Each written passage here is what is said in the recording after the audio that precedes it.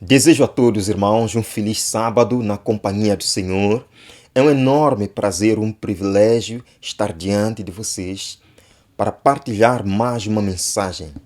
Uma mensagem que eu acredito vem do coração de Deus para nós. Uma mensagem que vem de um Deus preocupado em lhe salvar.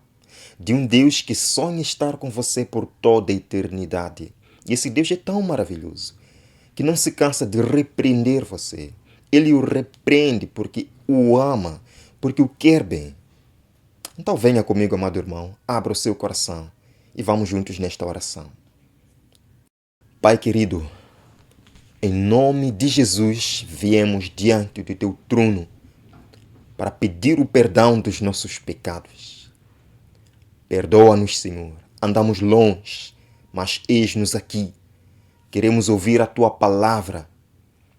Eis a oportunidade, Pai, fala conosco, sonda-nos, repreenda-nos, que a verdade possa ferir nosso altivo coração, nosso orgulhoso coração e nos rebaixe e nos faça cair prostrados na cruz de Cristo.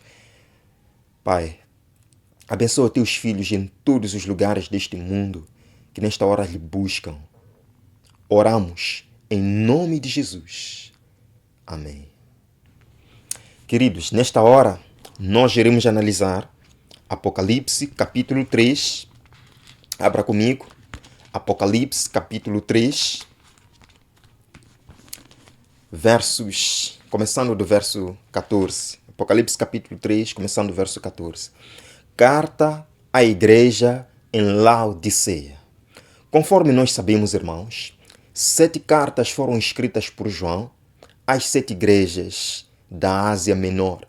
Mensagens que, embora refletissem os problemas e crises espirituais dessas igrejas nos dias de João, se aplicam também às 7 fases do cristianismo. Por quê? Porque o contexto nos sugere. No capítulo 2, João começa falando sobre a igreja de Éfeso, a igreja pura e fiel. Representa o cristianismo até o ano 100 depois de Cristo. Em seguida, João escreve uma carta à igreja em Esmirna. Representa a igreja perseguida do ano 100 a 313 depois de Cristo, com a conversão do imperador Constantino e o fim da perseguição do Império Romano.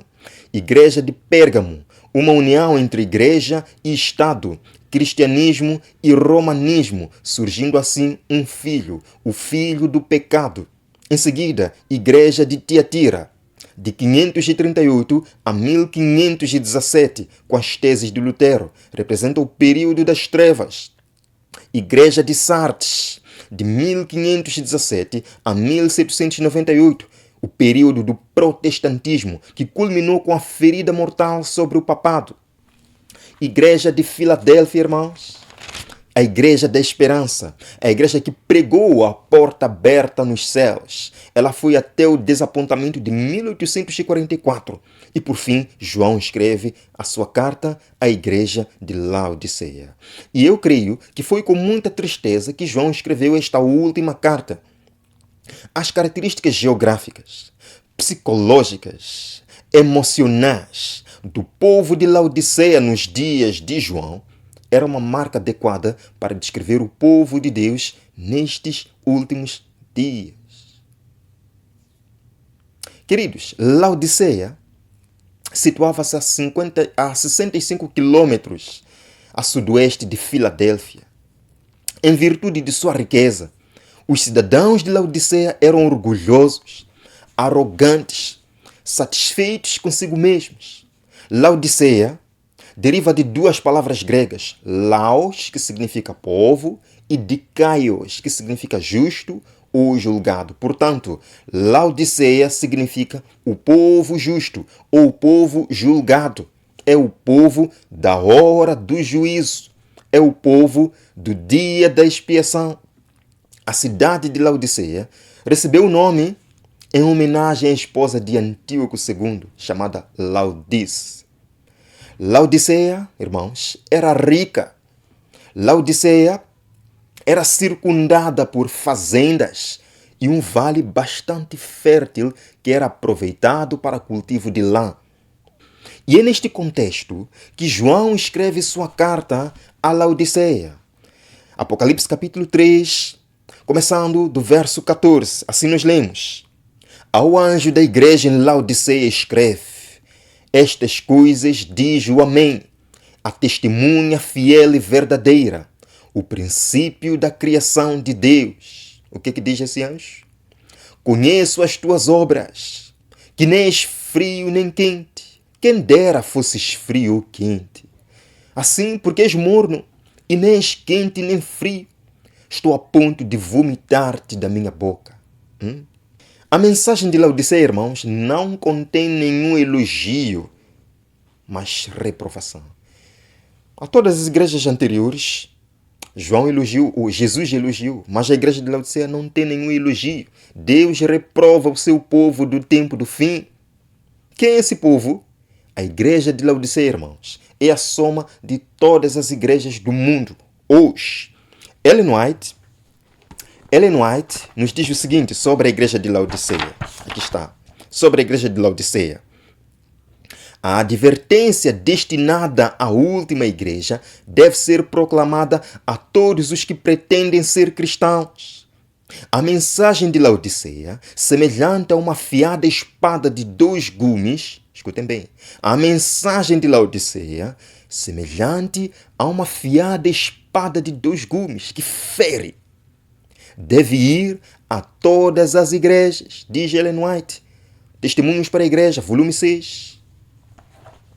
E na revista Arauto, de 4 de junho de 1884, Ellen White nos diz, escutem muito bem, se já houve algum povo que necessitasse de atender ao conselho da testemunha fiel e verdadeira, a igreja de Laodiceia, para que se arrependa diante de Deus e seja zeloso, este é o povo que tem aberto diante de si as estupendas verdades para este tempo e que não tem vivido segundo os seus altos privilégios e responsabilidades.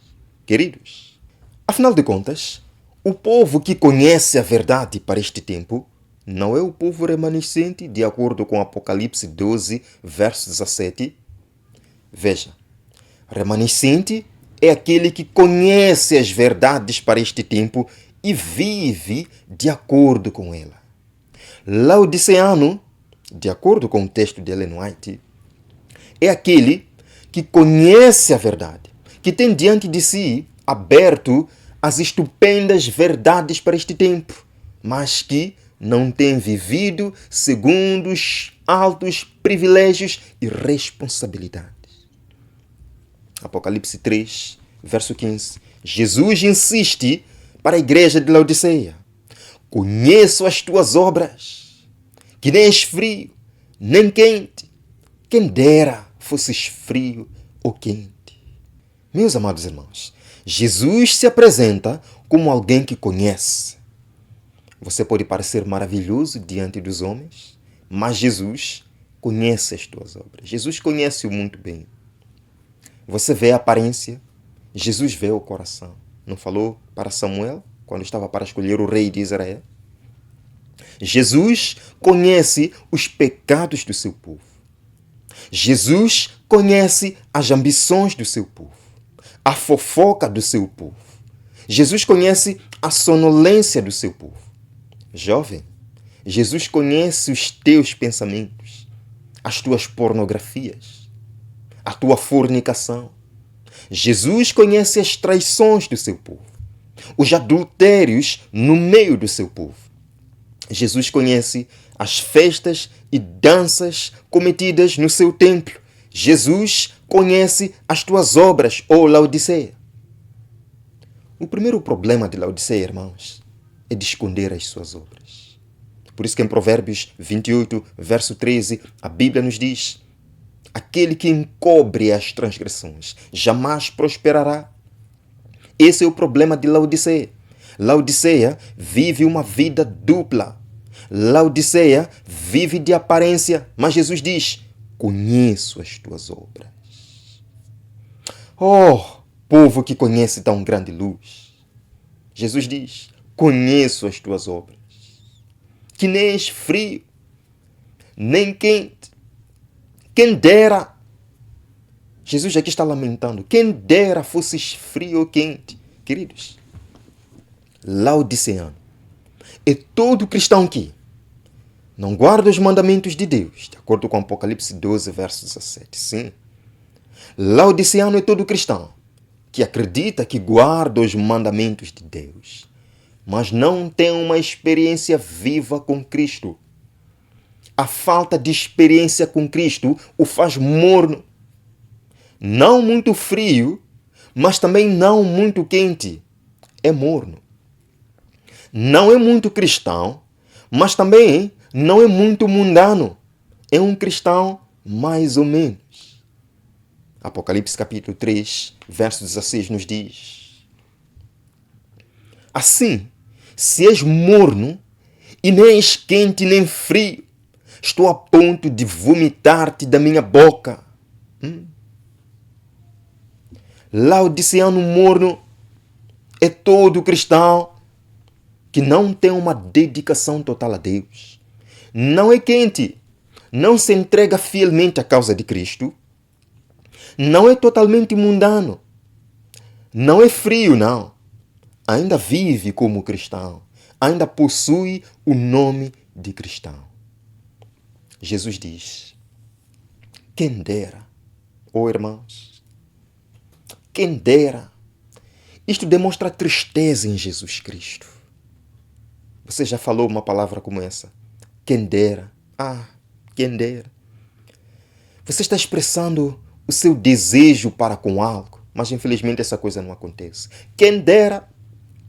Jesus preferia cristãos frios. Quem dera fosses frio ou quente. Jesus preferia cristãos frios, cristãos congelados, do que cristãos mornos, cristãos nauseantes, que não tomam posição. São cristãos mais ou menos, um pouco cristão, um pouco mundano. Meu jovem, você tem que se decidir. Ou você é frio, ou você é quente. Ou você é de Cristo, ou você é do diabo. Porque assim não dá mais. Assim não dá mais. Jesus não aceita um cristão dividido. Jesus não aceita um soldado que luta para os dois exércitos. Não. Ou você é quente, ou você é morno. Ou você é do Senhor, ou você não é. Jesus diz: eu não quero morno, que de dia está na igreja, de noite está na boate, na farra. Escolha, ou você é quente, ou você é morno. Cristo deseja que todo laodiceano seja quente, irmãos. Que todo laodiceano seja remanescente. O cristão quente é remanescente, que vive os mandamentos, que vive um cristianismo sincero, que ferve no momento da oração, que ferve no momento do estudo da Bíblia. Jesus diz: vomitar-te-ei da minha boca. Irmão. Quando um cristão morno insiste em continuar morno, Cristo o vomita da boca. O cristão morno que insiste em ser cristão, mas não se submete ao assim diz o Senhor. O cristão morno não apresenta frutos dignos do reino do céu. O cristão morno não ama a oração. O cristão morno não se deleita em momentos de reflexão.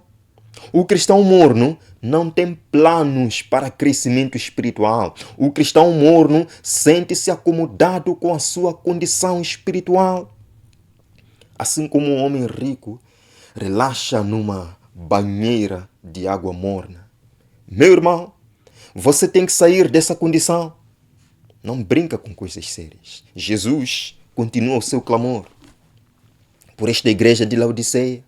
No verso 17, Apocalipse capítulo 3 e verso número 17, Jesus diz: pois dizes, estou rico e abastado, e não preciso de coisa alguma, e nem sabes que és infeliz, sim, miserável, Sim, pobre, cego e nu. Meus irmãos, uma solene mensagem Ellen White dá. Uma solene mensagem. E eu quero ler esta passagem para vocês. Estão preparados? Estão preparados? Se você está em pé, por favor, melhor sentar-se. E ela diz que a nossa mornidão espiritual atrapalha o progresso do Evangelho, atrapalha a obra de Cristo na terra. E nós sentamos e dizemos: Cristo está demorando a voltar. Mas é a nossa vida, é a nossa condição de mornidão que está atrapalhando o progresso do Evangelho. Vejam aqui. Teria sido mais aprazível diante de Deus se os mornos professos de religião nunca tivessem mencionado o seu nome. Eles são um contínuo atrapalho para aqueles que querem ser fiéis seguidores de Jesus. Eles são uma pedra de tropeço para os descrentes. Ela está dizendo, irmãos, que você, como cristão morno, está atrapalhando o progresso do Evangelho. Você, como cristão morno, é uma pedra de tropeço na obra de Cristo. Pensando nisto, pergunte-se: quantas pessoas vão se perder por você ser um laodiceano? Pare e pense nisso. O mundo deseja ver na igreja um modelo a seguir, mas é a igreja que está seguindo o modelo do mundo. Aqueles que desejam conhecer Jesus desejam ver na igreja os verdadeiros frutos do amor de Deus. O mundo quer ver diferença, irmãos, na conversação. O mundo quer ver diferença na música, na adoração e em tudo mais. Estou rico e abastado. A riqueza material de Laodiceia faz com que a igreja dos últimos dias se orgulhe. Há tantos projetos, tanto material tecnológico. Isso tem levado a igreja a dizer: temos tudo, não precisamos de nada. Mas a igreja precisa sim. A igreja precisa do verdadeiro amor. A igreja precisa da verdadeira espiritualidade, irmãos. A igreja precisa de Cristo. A igreja precisa de oração. A igreja precisa de mais intimidade com o Senhor.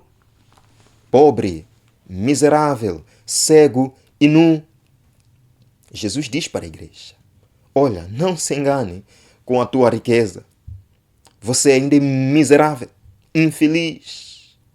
Pobreza espiritual, suficiente para chegar tarde aos cultos. Pobreza espiritual, suficiente para não se importar nem se interessar com a causa de Cristo. Pobreza espiritual suficiente para dizer: não me importa o que a igreja está fazendo, não me importa se há um evangelismo decorrendo na igreja, eu não tenho tempo para essas coisas. Pobreza espiritual para não ter tempo para estudar a palavra de Deus. É pobre no amor, ainda é pobre na compaixão e na misericórdia da igreja de Deus. Quanta riqueza, mas quanta indiferença para com os pobres sofredores. Quanto material tecnológico, mas quanta insolência para levar a mensagem, queridos. No tempo dos apóstolos, eles quase varreram o mundo com a mensagem. Não tinham aviões, não tinham televisões, não tinham rádio nem internet. Hoje nós temos tudo isso. Não conseguimos alcançar o mundo. A igreja cristã, segundo Cristo, é miserável, é cega, é espiritualmente nua. E Ellen White, no livro Testemunhos Seletos, nos apresenta a solução para Laodiceia. Há uma solução para Laodiceia? Sim, irmãos. Veja, a única esperança para os laodiceanos é uma clara visão de sua condição diante de Deus, o conhecimento da natureza de sua enfermidade. Nem são frios, nem quentes, ocupam uma posição neutra e, ao mesmo tempo, lisonjeiam-se de não necessitar de coisa alguma. A testemunha verdadeira aborrece essa mornidão. Testemunhos Seletos, volume 1, página 476. Esse é o problema que Laodiceia precisa resolver, irmãos, para corrigir sua condição. Primeiro, reconhecer a sua condição. Porque enquanto nos gabarmos de sermos os conhecedores da verdade, os detentores da sabedoria para os últimos dias, mas enquanto não a vivemos, enquanto essa verdade não operar em nós uma transformação completa, ainda somos miseráveis, pobres, cegos e nus. Miserável. Com todos os livros de Ellen White, com todas as versões da Bíblia, com comentários bíblicos maravilhosos. Sim, pobre, cego e nu. Quero ler mais uma passagem aqui, irmãos, do Espírito de Profecia. Leia comigo. É dito: a mensagem laodiceana aplica-se ao povo de Deus, que professa crer na verdade presente. A maior parte são professos mornos, tendo nome, mas faltando-lhes o zelo. Professam amar a verdade, todavia são deficientes no fervor e no devotamento cristãos. Não ousam desistir inteiramente e correr o risco dos incrédulos. Não se acham, entretanto, dispostos a morrer para o próprio eu e a seguir exatamente os princípios de sua fé. Não são desinteressados nem egoisticamente obstinados. Não se empenham inteiramente e de coração na obra de Deus, identificando-se com seus interesses, mas se mantêm afastados e estão prontos a deixar seus postos quando os interesses mundanos e pessoais o exijam. Carecem da obra interior da graça no coração. Queridos, isto é de fazer chorar, não acham? Crente dividido entre Cristo e o mundo. Queridos, mas isto não para por aqui. Tem mais uma passagem. Vejam só. Tem mais uma passagem aqui. Diz assim o Espírito de Profecia: muitos destes professos cristãos vestem-se, falam e agem como o mundo. E a única coisa pela qual podem ser reconhecidos é pela profissão que fazem.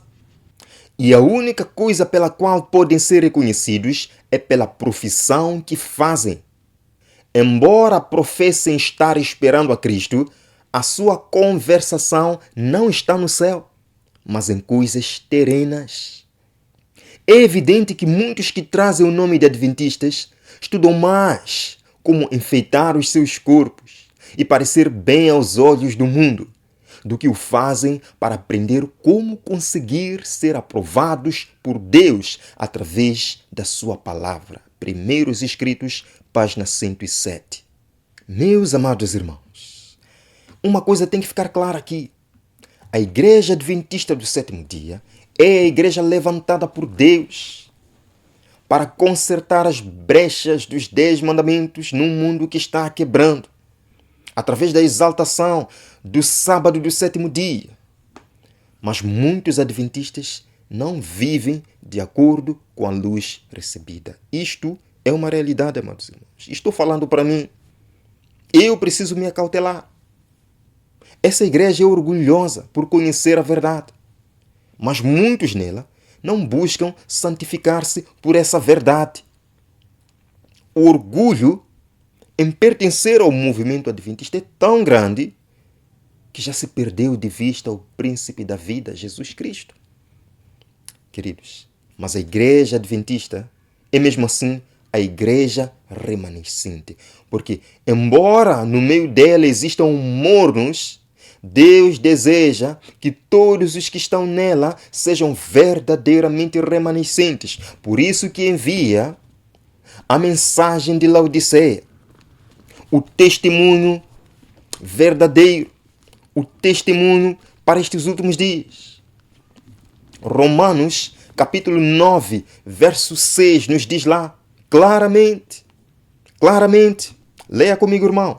Romanos, capítulo 9, verso 6 diz: não pensemos que a palavra de Deus falhou, porque nem todos os que são de Israel são israelitas. Esse é o problema. O problema não era Israel. O problema eram os israelitas que não eram, na verdade, israelitas. O problema não é a igreja adventista, mas é de alguns que se chamam adventistas que, na verdade, não são. Jesus já abre a ferida, irmãos, e ele mesmo cura a ferida. A mensagem é dura, sim, não acham? Bem, o dono da mensagem explica a razão no verso seguinte, Apocalipse capítulo 3. O dono da mensagem explica a razão. Eu repreendo e disciplino a todos quantos amo. Sê, pois, zeloso e arrepende-te. Sabe por que a mensagem é tão dura? Porque brota de um Deus preocupado com você. Um Deus que vê o perigo em que você está, amado irmão. Jesus tem o melhor para a tua vida. Isso que você está vivendo não é vida, irmão. Jesus quer lhe dar uma experiência verdadeira. Aceite esta repreensão e deixe Ele consertar a tua vida. Queridos, recusar esta mensagem de Laodiceia é candidatar-se à sacudidura. Mais uma passagem. O Senhor pede a renovação do positivo testemunho apresentado em anos passados. Ele pede uma reforma da vida espiritual. As energias espirituais do seu povo têm por muito tempo estado entorpecidas. Vejam aqui, que maravilha, mas há de haver um ressurgimento da morte aparente. Através de que, irmãos? Pela oração e confissão do pecado, precisamos preparar o caminho do Rei. Amém.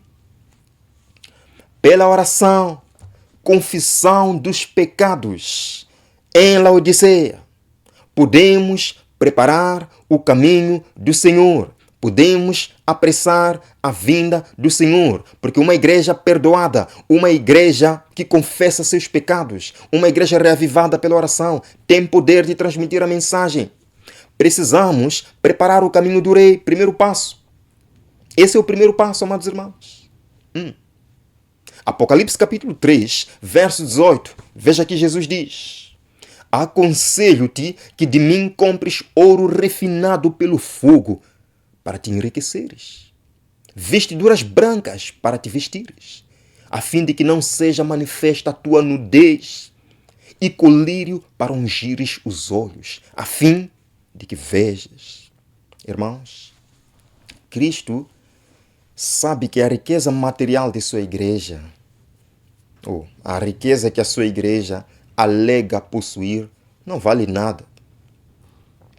É aconselhada a comprar a verdadeira riqueza. E essa é uma riqueza espiritual, maior que todas as demais riquezas. Cristo sabe, irmãos, que sua igreja está nua. Quando Adão e Eva descobriram sua nudez, procuraram se esconder atrás dos arbustos.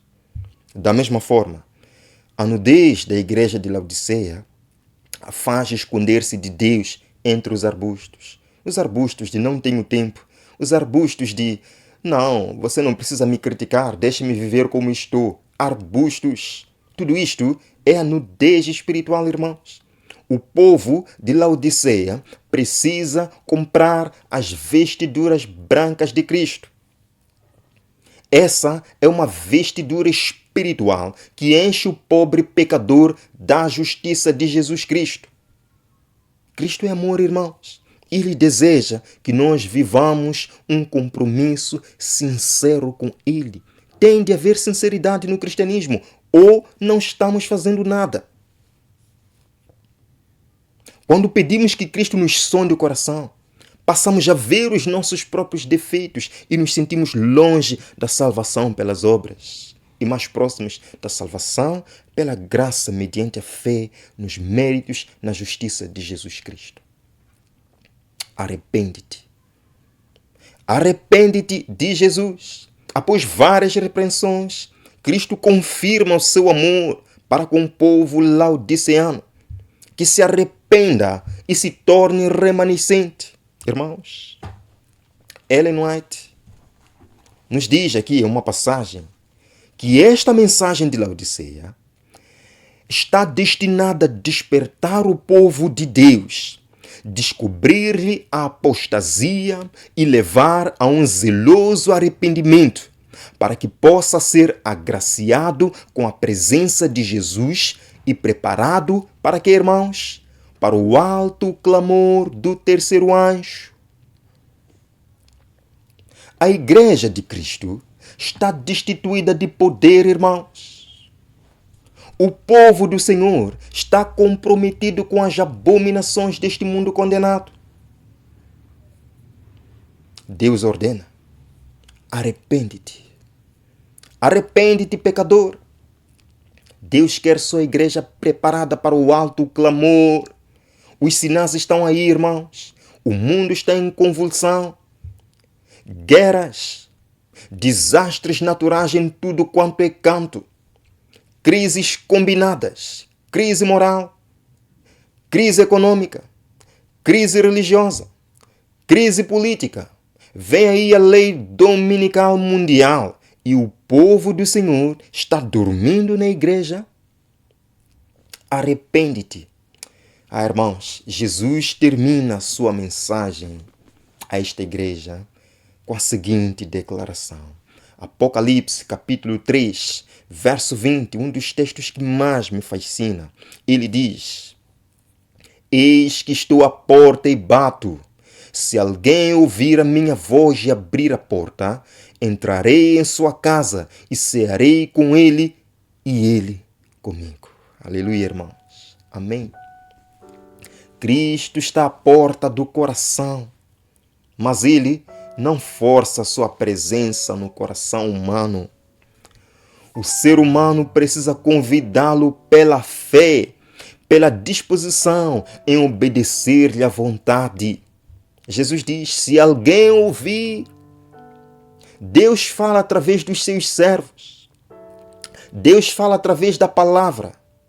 Deus fala através da mensagem musical. Se alguém ouvir, cabe-nos abrir a porta do coração e recebê-lo como Senhor e Salvador pessoal. E Jesus diz: e abrir a sua porta, depois de ouvir, atender, abrir a sua porta. Queridos, abrir a porta significa aceitar o hóspede, significa tratá-lo com cortesia. Quantos de nós tratamos Jesus sem cortesia na nossa vida? Abrir a porta para o hóspede significa servi-lo nos melhores pratos, nos melhores copos, assim como fez aquele homem, Zaqueu. Jesus diz: entrarei em sua casa. Quando Cristo entra na casa, no coração, ele encherá a casa do seu próprio perfume. Ele sentar-se-á no melhor sofá preparado. Jesus terá o melhor ar-condicionado. Terá uma bela conversa com o dono da casa. E Jesus termina dizendo: sim, eu cearei com ele e ele comigo. Não existe a melhor prova de amizade, de amor fraternal, do que duas pessoas comendo juntas. Esse é o Jesus que eu conheço, irmãos. Jesus quer esse relacionamento contigo. Sentar com Jesus, tomar uma refeição. Aceite-o. Convide Jesus para a sua vida. Você está ouvindo o hóspede batendo a porta do seu coração agora? Você vai abrir? Irmãos, eu irei orar neste momento.